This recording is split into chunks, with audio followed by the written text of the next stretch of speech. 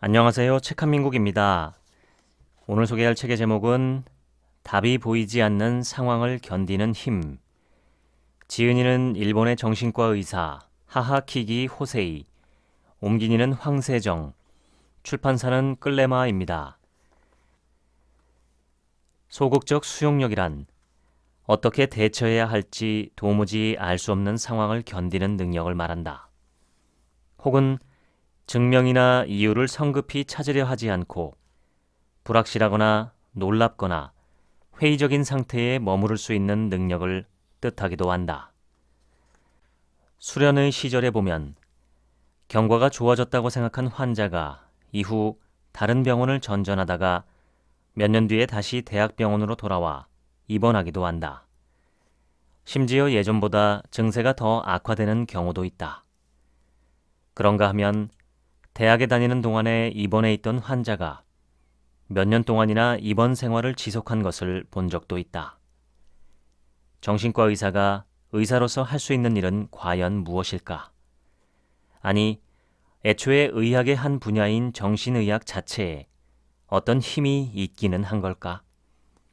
정신과 의사가 되고 5, 6년 정도가 지나면 이러한 불안감에 휩싸여 서서히 자신감을 잃기 시작한다. 그런 시기를 보내던 내 눈에 공감을 향해 놀라움의 활용이라는 제목의 논문이 들어왔다. 논문에는 키츠가 시인에 대해 이야기한 부분도 인용되어 있었다. 시인은 모든 존재 중에서 가장 시적이지 않다. 시인에게는 정체성이 없기 때문이다. 시인은 늘 정체성을 찾으려고 애쓰지만 결국 찾지 못하고 그 자리를 다른 물체로 채운다. 신이 만든 충동의 산물인 태양과 달, 바다, 남자와 여자 등은 시적이며 변하지 않는 속성을 지닌다. 하지만 시인에게는 아무것도 없다. 정체성이 없다. 신이 만들어낸 온갖 창조물 중에서 가장 시적이지 않다. 자신이라는 존재가 없는 것이다. 나는 그제야 키츠가 말하고자 했던 진의를 파악한 느낌이 들었다. 정체성을 지니지 못한 시인은 사력을 다해 정체성을 모색하는 과정에서 다른 사물의 본질에 도달하는 것이다. 불확실한 상황이나 정황을 그대로 지켜보면서 놀랍고 의심스러운 상황을 견디는 능력. 논문의 저자는 그러한 능력이 대상의 본질에 깊이 다가가는 방법이며 그 대상이 사람일 경우 상대방을 진심으로 배려하는 공감에 다다르는 방법이라고 결론지었다. 소극적 수용력은 어떤 문제를 성급히 규정해버리거나 어설픈 지식 사용 혹은 의미 부여를 통해 아직 해결되지 않은 문제를 성급히 매듭짓지 않고 어중간한 상태를 견디는 것이다. 하지만 이를 실천하기란 쉽지 않다. 인간의 뇌는 어떤 문제에 대해 알고자 하기 때문이다.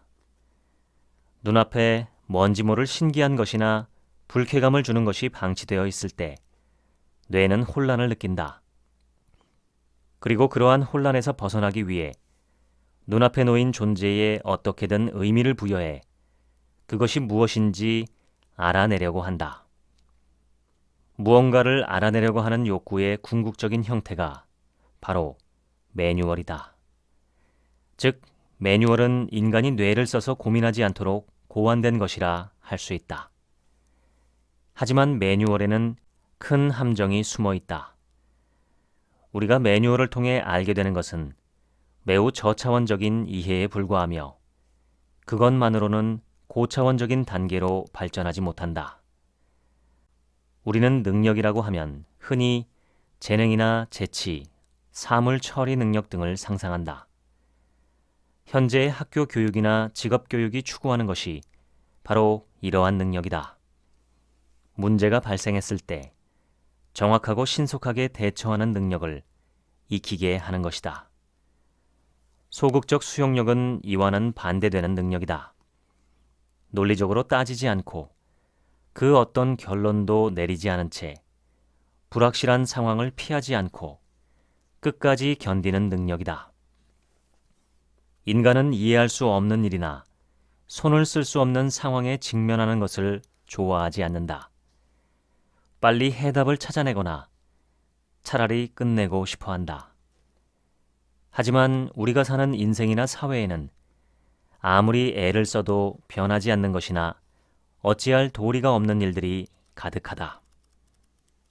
정신분석에서는 분석자와 환자가 대치하는 상태에서 말을 주고받는다. 이때 쌍방 모두 각자의 관점이 있기 마련이다. 정신과 의사 비오는 이러한 관점을 꺼렸다. 관점은 어느 한쪽으로 고정된 일방적인 시선이기 때문이다. 비오는 그 대신 정점이라는 용어를 선택했다. 산 정상을 상상하면 쉽게 이해할 수 있다. 산 정상에 서면 360도로 펼쳐진 전망을 볼 수 있다. 어느 한 관점보다 시야가 훨씬 넓고 초점도 한 곳이 아닌 여러 곳에 둘 수 있다. 이러한 정점을 지닌 인간과 인간이 서로 말을 주고받는 것이 정신분석이다. 말을 주고받는 과정에서 일어나는 현상과 다양한 감정, 표현 중에서 그 어느 것 하나 간과해서는 안 된다. 만약 뭔가를 놓친다면 결코 달성의 언어라 할 수 없다. 비오는 이때 분석자가 유지해야만 하는 능력이 바로 키츠의 소극적 수용력이라 말했다. 키츠가 소극적 수용력을 언급한 이유는 이것이 시인이나 작가가 외부 세계를 대할 때 발휘해야 할 능력이라 생각했기 때문이다. 마찬가지로 비오는 정신분석 의사와 환자 사이에 일어나는 현상과 그들이 주고받는 언어에 소극적 수용력이 필요하다고 주장했다. 즉, 이해할 수 없거나 신비로운 상황 혹은 의심스러운 상황이 벌어졌을 때 이를 설명할 수 있는 사실이나 이유를 성급히 찾으려고 하지 않고 그 상황을 있는 그대로 지켜보는 태도가 필요하다고 본 것이다. 그리고 비오는 충격적인 글을 남긴다. 소극적 수용력을 유지하는 것은 형태가 없고 무한하며 말로 표현할 수 없는 비존재의 존재다. 기억, 욕망, 이해를 모두 버렸을 때 비로소 이러한 상태에 도달할 수 있다고 결론짓는다. 이는 정신분석에 대한 근원적인 물음이다. 학문이란 기억과 이해를 바탕으로 하며 그 안에 욕망이 숨어 있다. 그런데 이들을 모두 버려야만 도달할 수 있다고 하니 그의 말이 사람들에게는 큰 충격으로 다가왔을 것이다. 정신분석학적 기억과 이해만으로 접근하면 환자가 하는 말이나 사소한 행동 하나하나에 그와 관련된 이론을 성급히 끼워 맞추게 되어 흔하고 진부한 해석을 하게 된다. 비오는 해석이란 그런 것이 아니라 좀 더 개방적이고 신선해야 하며 새로운 경지로 나아가려는 노력을 해야 한다고 이야기한 것이다. 어린이들은 자신이 보고 느낀 점을 그대로 말하고 행동으로 옮기며 그림으로 표현한다. 어린이들이 그린 그림을 보면 성인이 알아보거나 이해하기 어려운 그림이 그려져 있다. 비오는 이를 성인의 입장에서 어떤 식으로든 정의 내리거나 해석하려는 것은 옳지 않다고 이야기한다. 그림을 그리는 그 순간에는 아이들에게 그 어떤 기억도, 욕망도, 이해도 존재하지 않기 때문이다. 소극적 수용력을 키우는 것은 기억도 없고 이해도 없고 욕망도 없는 상태라는 비온의 말은 상당히 충격적이다. 어린 시절부터 우리는 교육을 통해 줄곧 기억과 이해, 그리고 이런 사람이 되고 싶다, 이렇게 되고 싶다 라는 욕망을 불러일으키는 길을 줄기차게 달려왔기 때문이다. 우리의 뇌는 무엇이든지 다 알고자 한다. 모르는 것이 눈앞에 있으면 불안해서 견디질 못한다.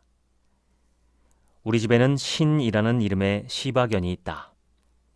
수컷으로 나이는 9살이다. 생후 2달 반이 되었을 무렵부터 매일 클리닉에 나가 함께 일하는데 지금까지 단 하루도 쉰 적이 없다. 신은 심리치료견이라서 사료나 예방접종 비용 등을 필요 경비로 인정받는다. 대신 다른 직원과 마찬가지로 출근부를 작성해야만 한다. 신의 출근부에는 강아지 발바닥 모양의 고무도장을 찍는다. 신은 자신이 해야 할 일을 잘 안다. 우는 환자가 있으면 걱정스러운 표정으로 곁에 다가간다.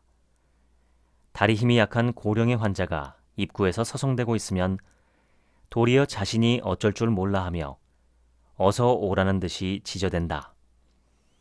젊고 예쁜 환자가 나타나면 금세 다가간다. 중년 환자 중에서도 상냥한 사람은 좋아하는 듯하다. 또 개나 고양이를 키우는 환자에게서는 그 냄새가 나는지 쉽게 따른다. 우리 집에 한 번이라도 찾아온 적이 있는 손님은 얼굴을 기억하는지 2, 3년 뒤에 다시 와도 어서 오라는 듯이 반긴다.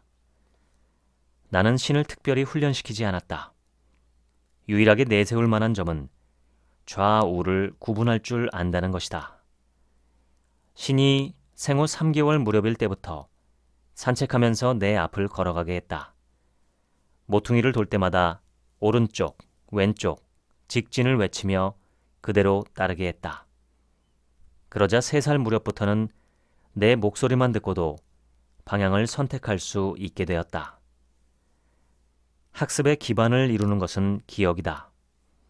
기억이 없으면 뭔가를 알게 될 수가 없다. 이러한 기억에는 2 종류가 있다.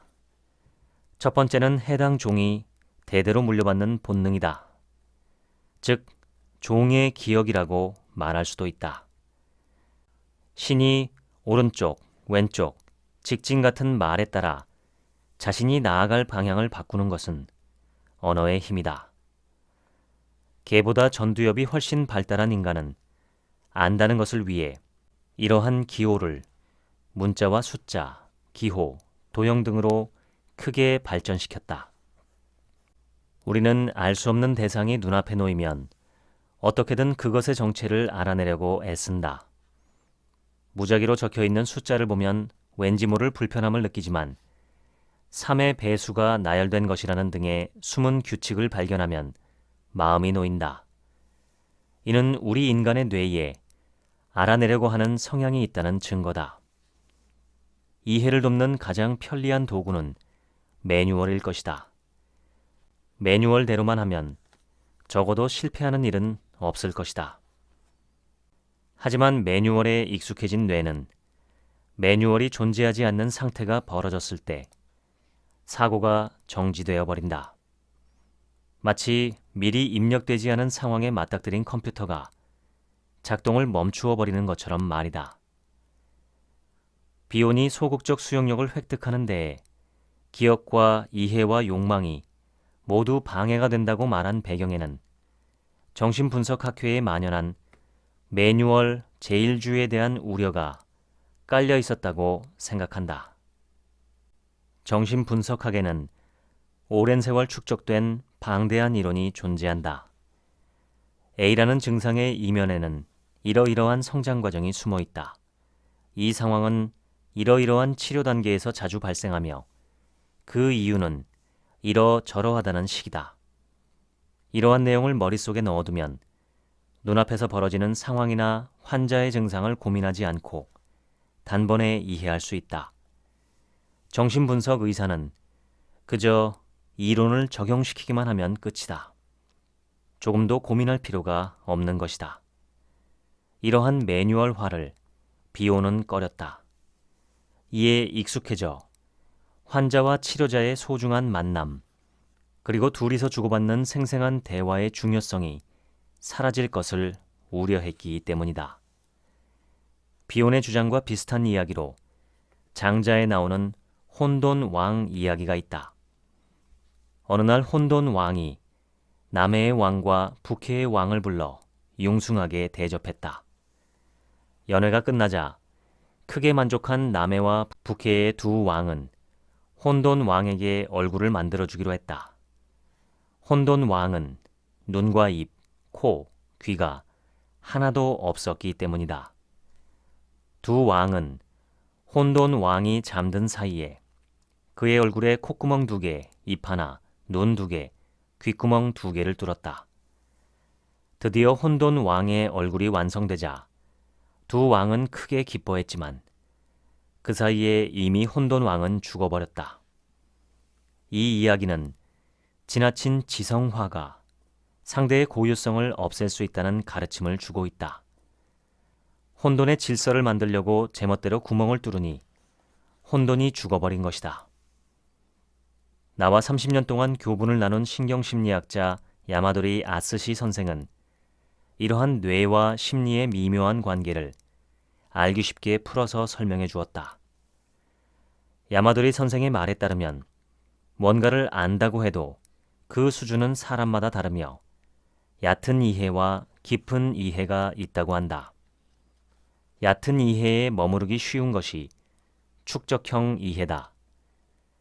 이른바 작고 소소한 이해를 층층이 쌓아서 큰 이해로 나아가는 것이다.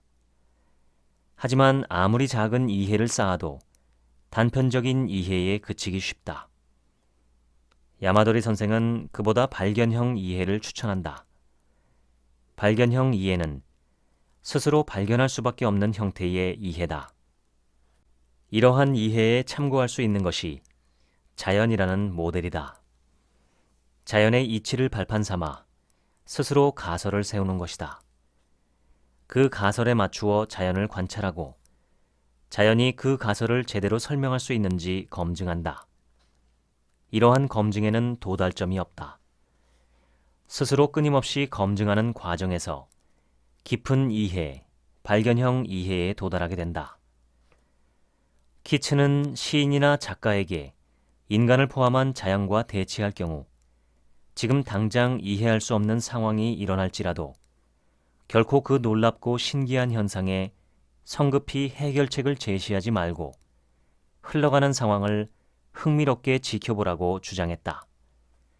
인간과 자연을 깊이 이해할 수 있는 방법은 오직 그것뿐이다. 뭐든지 알고자 하는 뇌가 알 수 없는 대상을 마주하고 괴로워하는 대표적인 예가 음악과 회화다. 예를 들어 클래식 음악을 처음 들으면 사람들은 대부분 이해하기 어렵다며 듣기를 포기해버린다. 하지만 애초에 음악이란 이해할 수 없는 것이며 굳이 이해하려 들지 않아도 된다. 그저 음미할 뿐이다. 수려한 장관을 감상하듯 음악에 몸을 맡기면 된다. 화창한 날, 산 정상에서 바라본 풍경을 보고 아, 알겠어 라고 말할 사람은 없다. 원래 음악은 이해를 전제로 하지 않는다. 답이 없는 세상의 여러 문제에 끊임없이 도전하는 것과 같다고 할 수 있다. 답을 찾으려고 해서는 안 된다는 깊은 뜻을 소리로 추구하는 것이다. 이해를 거부한다는 점에서 음악은 추상화와 비슷하다. 이해를 거부하고 그보다 높은 감각에 호소하는 것이 바로 추상화다. 뇌는 바로 이런 상태에서 자신이 한 단계 더 진화했다는 기쁨을 맛보는지도 모른다. 한 가지 기억에 남는 것이 소설가 구로이 센지가 쓴 수필 너무 많이 아는 사람이다. 구로이는 젊은 시절 어느 신문의 서평위원으로 일한 적이 있다. 10여 명이 한 달에 2번 정도 모여 누가 어느 책에 서평을 쓸 것인지를 정하고는 했다. 어느 날 그 자리에서 유명한 A 작가가 젊은 문예 평론가이자 박학다식하기로 소문난 대학 교수에게 질문 하나를 던졌다고 한다. 그러자 외국어에도 뛰어난 그 교수가 그건 이러이러하다고 바로 대답했다. 이런 문답이 몇 차례 오가자 A 작가는 반쯤 농담처럼 이렇게 말했다고 한다. 난 이제 자네에게는 아무것도 묻지 않겠네. 뭘 물어도 척척 대답하니 재미가 없어. 구로이 센지는 그 말에 A 작가의 본심이 숨어 있다는 것을 느꼈다. A 작가는 자신이 품은 의문을 상대방이 함께 생각하고 고민해 주기를 바랐을 것이기 때문이다. 구로이가 느낀 감정은 비온이 1976년에 로스앤젤레스에서 연 세미나를 떠올리게 한다. 그 세미나에서 비온은 질문과 대답에 대해 날카롭게 지적한다. 비온은 프랑스 작가 모리스 블랑쇼의 말을 인용했다.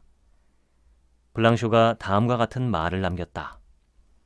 대답은 질문에게 불행이다.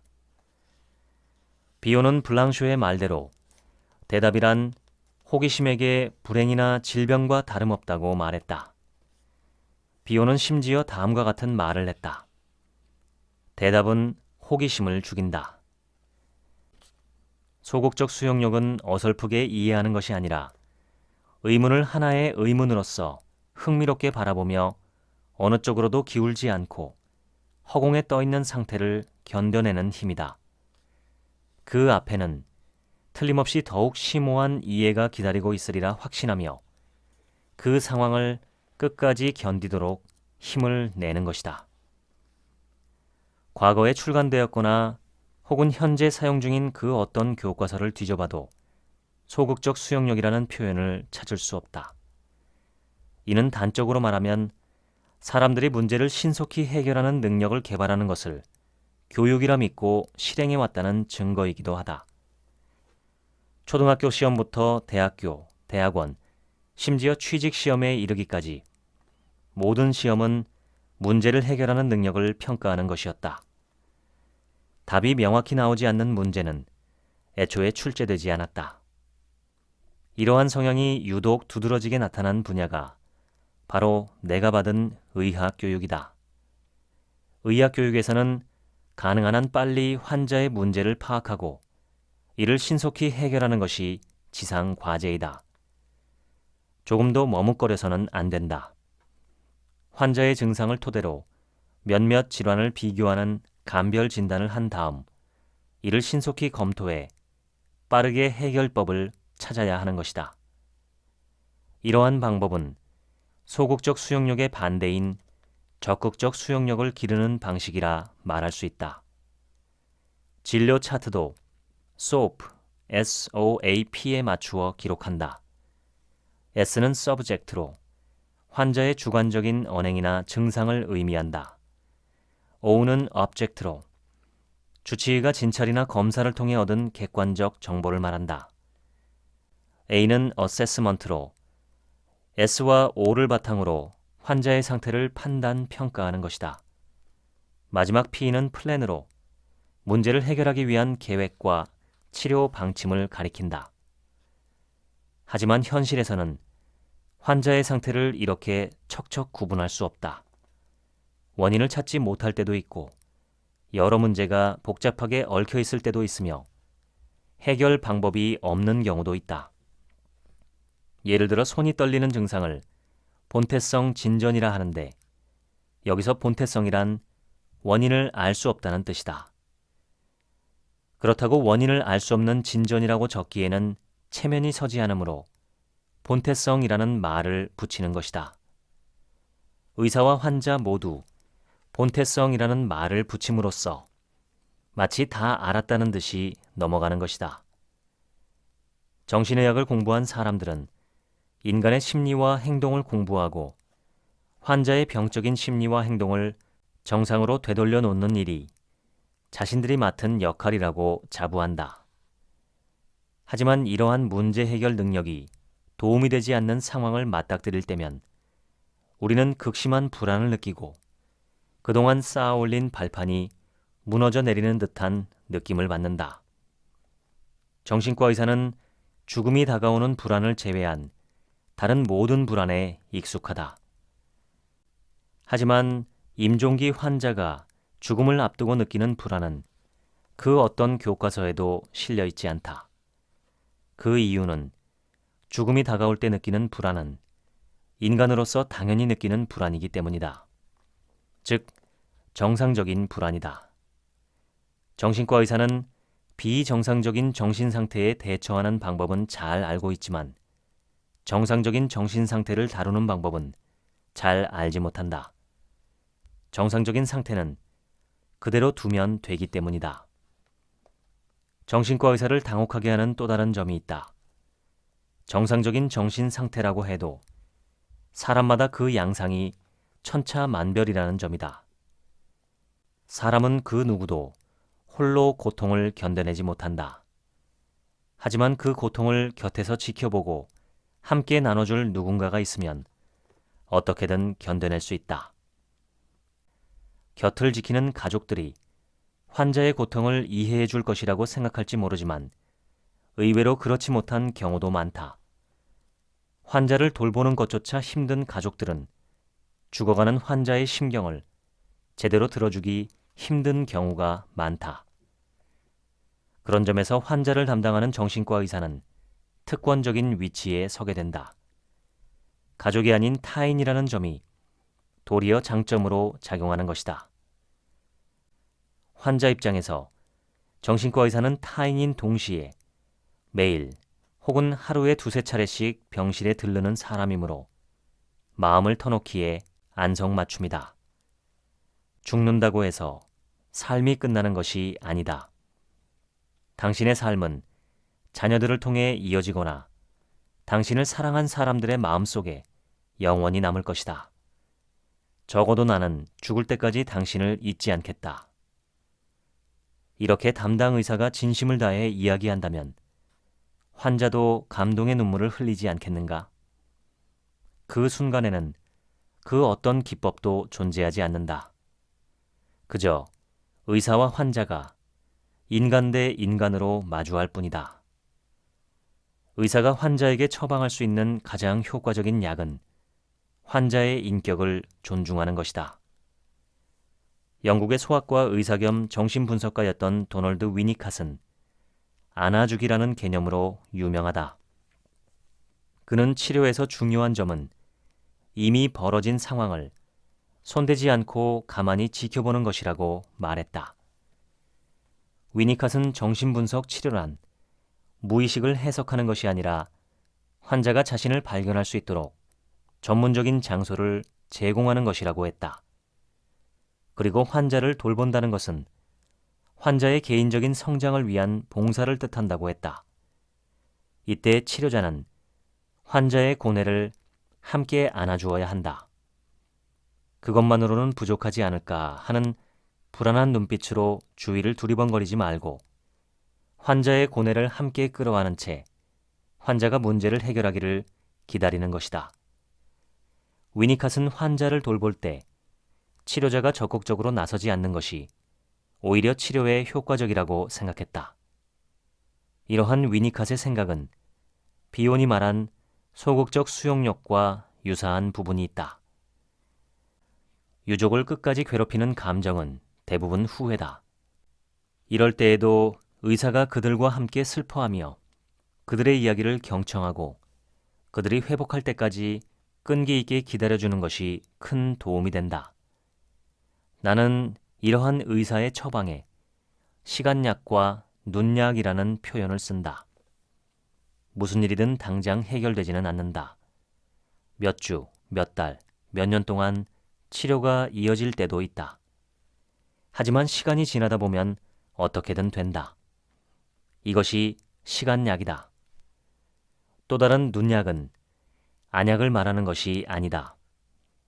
당신이 괴로워하는 모습을 담당 의사인 내가 이 두 눈으로 똑똑히 보고 있다라는 의미다. 앞서 말했듯이 사람은 괴로움을 홀로 견뎌내지 못한다. 하지만 자신을 지켜보는 눈이 있으면 어떻게든 견뎌낸다. 사람의 병에 가장 좋은 약은 사람이다. 신상 상담 중에는 해결 방법을 도저히 찾을 수 없거나 손쓸 방도가 없는 고민이 많다. 담당 의사인 나는 그런 상황에서 이를 바로 매듭짓지 않고 그런 불확실한 상황을 가만히 지켜보는 수밖에 없다. 이렇게 불확실한 상황을 견딜 때면 정신과 의사로서 내가 지닌 기억, 이해, 욕망이 모두 사라져버리는 듯한 기분이 든다. 내게 남겨진 것은 눈앞에 보이는 환자뿐이다. 저마다 다른 개성을 지녔으며 환자를 둘러싼 환경 또한 저마다 다르다. 그런 사람들이 병원에 찾아와서 하는 말을 나는 매번 깊이 음미할 뿐이다. 그런 게 무슨 치료냐며 비난하는 사람도 있을 수 있다. 하지만 앞에서 이야기한 것처럼 사람은 아무도 보지 않는 곳에서 혼자 괴로워하는 것을 고통스럽게 여긴다. 그런데 누군가가 자신의 괴로움을 곁에서 함께 지켜보고 자신의 심정을 알아주면 의외로 그러한 고통도 견뎌낼 수 있다. 환자도 마찬가지다. 무언가를 이해하려면 의미를 부여해야 한다.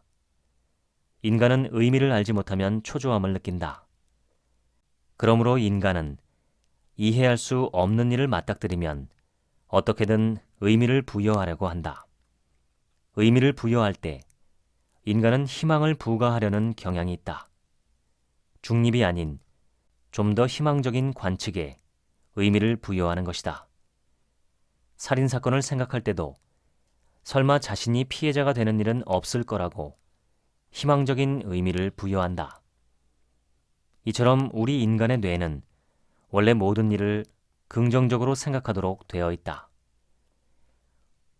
미국에서 실시한 재미있는 조사 결과가 있다. 당신은 100살 넘게 살 것 같은가? 라는 질문에 응답자의 10%가 그렇다라고 대답했다. 실제로 사람이 100살까지 살 확률은 0.02%인데 말이다. 또 당신의 운전 기술은 평균 이상인가? 라는 질문에는 무려 93%의 사람이 그렇다라고 대답했다.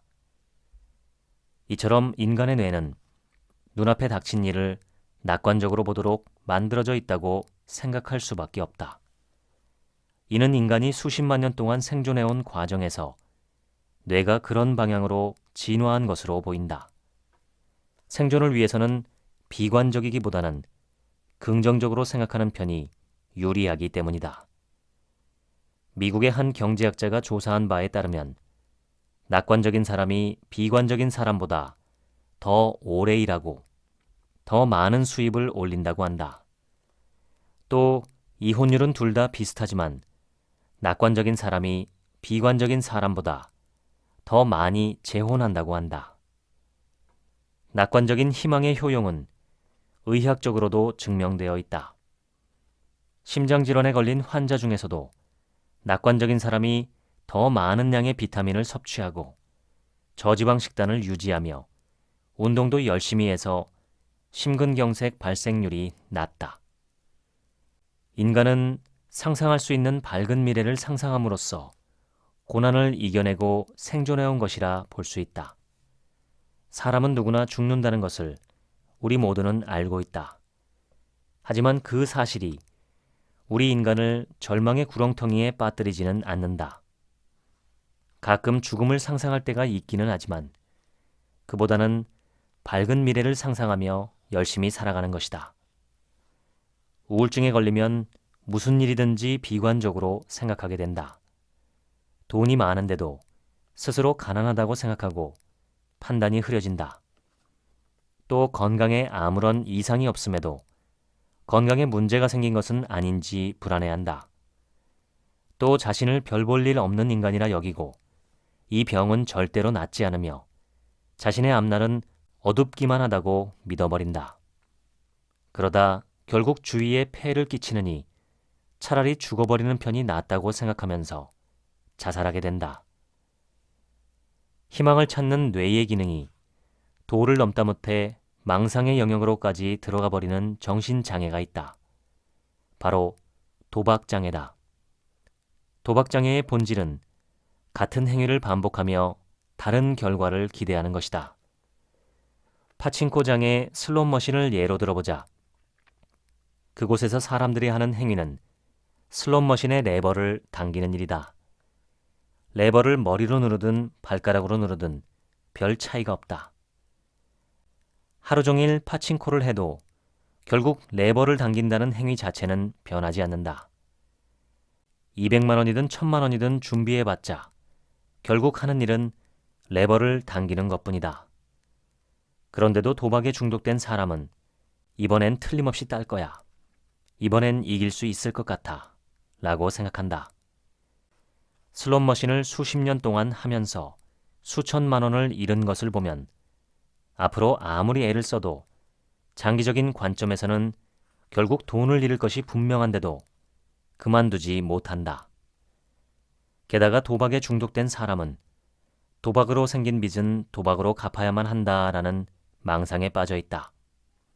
도박 빚은 결국 도박에 졌다는 증거다. 세상이 뒤집힌다 해도 도박으로 그 빚을 갚을 수 있을 리가 없다. 이러한 도박 중독자의 뇌 활동을 뇌 영상 검사로 살펴보자 승리와 패배에 모두 둔감해져 있다라는 결과가 나왔다. 이는 도박 중독자 뇌의 보수 체계가 도박으로 손상되었기 때문이다. 희망을 좋아하는 뇌가 심신에 큰 치유력을 발휘한다는 사실은 플라세보 효과로도 잘 알려져 있다. 인간의 뇌는 마치 물에 빠진 사람이 지푸라기라도 잡는 것처럼 도무지 이해할 수 없는 상황을 맞닥뜨렸을 때 어떻게든 거기에 의미를 부여하고 이를 희망적인 방향으로 해석하려는 경향이 있다. 이러한 경향이 있기 때문에 모든 일은 어떻게든 해나가면 어떻게든 되기 마련이다. 굳이 성급하게 흑인지 백인지 결론 내릴 필요가 없다. 소극적 수용력이 가장 경계하는 것은 성급하게 결론을 내리는 것이다. 하지만 이 같은 경계는 정신분석학 이론의 창시자인 프로이트도 현상학을 학문으로 정착시킨 후설도 제기한 바 있다. 예를 들어 후설이 말한 현상학적 환호는 관찰자가 자신의 편견이나 주관을 지우고 지극히 순수한 눈으로 바라보기 위한 시도다. 반면 프로이트가 주장한 자유연상법에서는 환자가 자신의 문제를 잠시 유보해 두고 머릿속에 떠오르는 일을 전부 이야기하게 한다. 지금 떠오르는 일이 중요한지 아닌지에 대한 판단은 뒤로 미룬다. 물론 치료자도 마찬가지로 환자의 자유연상법이 진행되는 동안 그 어떤 목적도 갖지 않고 연상이나 치료의 새로운 전개를 흥미롭게 지켜보며 시종일관 자유롭게 생각을 열어두는 것이 이상적이다. 후설이 외부로부터 세계를 유보했다고 한다면 프로이트는 내부로부터 이를 시도했다고 할 수 있다. 교육은 얼핏 보기에 알고 있는 사실을 일방적으로 전수하면 되는 일처럼 보인다. 선생님이 모든 것을 준비해놓고 아이들은 거기에 참여하기만 하면 된다. 유치원에 들어가 대학을 졸업할 때까지 받는 모든 교육은 문제를 설정하고 그 해답을 구하는 것에만 집중한다. 그런 교육은 적극적 수용력을 양성하는 것을 목표로 한다. 쉽게 말하면 문제 해결을 위한 교육인 셈이다. 교육이란 원래 미지의 것에 대한 두려움을 수반해야 한다. 이 세상에는 알려진 것보다 아직 알려지지 않은 것들이 훨씬 많을 것이기 때문이다. 교육 현장에서는 가르치는 이의 의도가 작용한다. 단적으로 말하면 욕망이다. 가르치는 사람은 일정한 잣대를 두고 거기에 맞추어 학생들을 가르친다. 잣대는 곧 기준이므로 이를 벗어나는 일들은 전부 버린다. 문제는 가르치는 사람이 문제를 좁게 설정해버린다는 것이다. 그래야 해답을 더욱 신속하게 가르칠 수 있기 때문이다. 하지만 여기에는 중요하고도 결정적인 사실이 빠져 있다. 바로 세상에는 그리 간단히 해결할 수 없는 문제가 산적해 있다는 점이다. 배움을 계속해 나갈수록 미지의 세계가 넓게 펼쳐진다. 학습을 해보면 그 길이 어떻게 이어지는지 알 수 있다. 고개라 생각하고 열심히 언덕을 올라갔는데 그 뒤에 또 다른 높은 산이 보인다. 거기서 멈추어도 상관없지만 눈앞에 보이는 이상 그 산을 오르고 싶어진다. 인간의 마음속에는 늘 그런 마음이 자리하고 있으며 그것이 배움의 원동력이 된다. 즉, 답이 나오지 않는 문제를 끊임없이 찾아가며 도전하는 것이야말로 교육의 참 뜻인 것이다. 벌써 40년 가까이 지난 일이다. 규슈대학 의대 정신과에 들어간 의사 10명이 교수실에 불려갔다. 함께 이야기를 나누던 중 동기인 M 선생이 나카오 선생님에게 물었다. 정신과 의사에게 가장 중요한 것은 무엇이냐고. 선생님의 대답은 놀랍게도 친절이었다.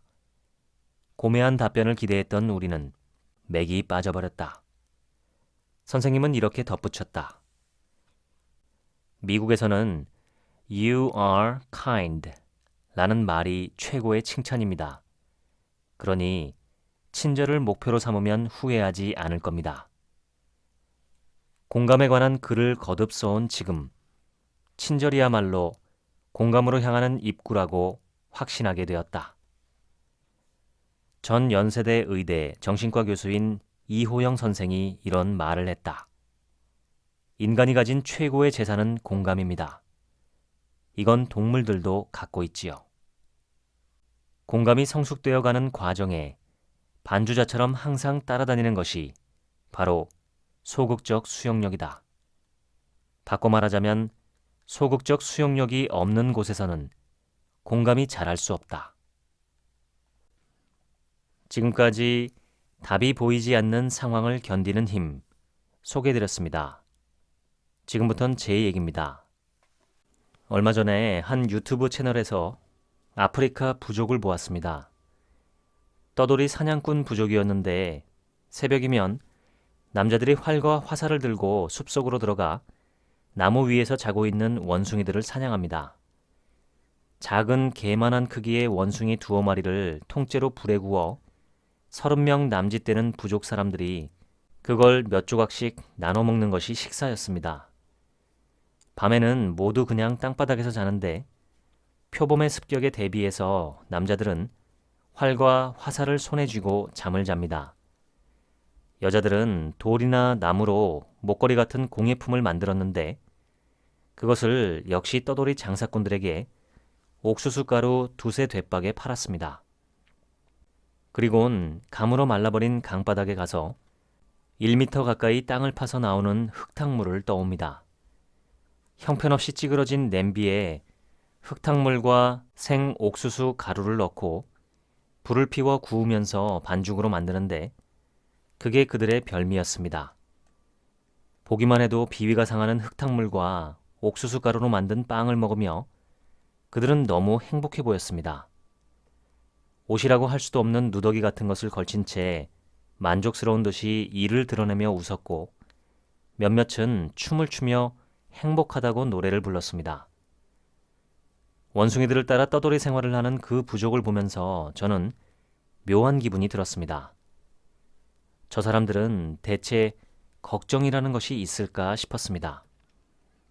아마 그 부족은 평균 수명이 무척 짧을 것입니다. 건강하게 사는 기간인 건강 수명도 우리나라 사람들의 건강 수명에 비하면 절반이라도 될까 싶습니다. 그런데 만약 행복한 기간을 측정한 행복 수명이라는 것이 있다면 어떨까요? 저는 그 부족 사람들의 짧은 인생이 아마 대부분 행복한 기간으로 채워져 있을 것이라고 생각합니다. 수명은 길지만 거의 항상 불행해하는 현대인들에 비하면 그들은 훨씬 더 행복한 삶을 누리고 가는 것일지도 모릅니다. 그들과 비교할 수 없을 정도로 풍부한 물질 문명의 혜택을 받는 우리가 그들보다 행복하지 못한 것은 정말 비극입니다. 이 책을 읽으면서 미래에 대해 아무런 걱정도 준비도 없는 그들이 생각났습니다. 삶에서 도망치지 않고 끝까지 지켜보고 있으며 지금 할 수 있는 뭐라도 계속하면서 살아가는 사람들. 강바닥이 말라붙고 원숭이 개체가 줄어 점점 사냥이 어려워져도 한 조각 흙탕물 빵을 먹으며 행복하다고 춤추는 사람들. 물론 그런 태도가 모두 완전히 옳고 바람직하다고 보기는 어렵지만 인생을 대하는 그들의 낙관적인 태도와 소박한 만큼은 배우고 싶습니다. 삶은 온통 불확실합니다. 섣불리 줄을 긋고 나누고 분류하기보다 있는 그대로 지켜보며 견디는 가운데 창조적이고 개성 있는 삶이 펼쳐지기를 기대해 보시기 바랍니다. 지금까지 책 한 민국 생각이었습니다. 감사합니다.